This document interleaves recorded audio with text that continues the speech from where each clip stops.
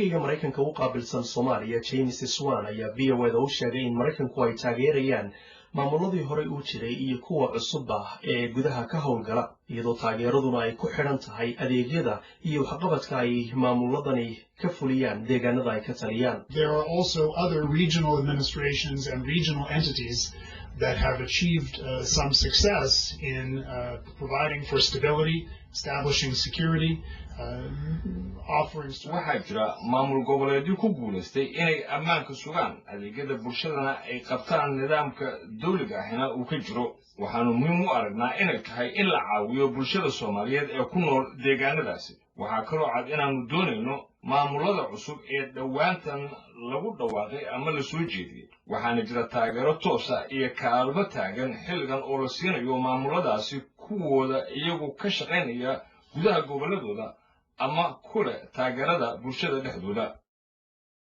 Well, we're very concerned about the situation in Somalia, and we have been for some time.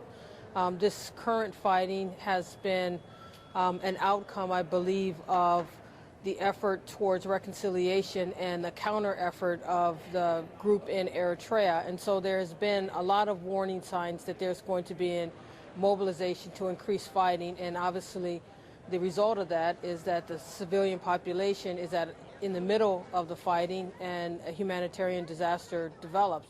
But some people would dispute that and would say that actually the situation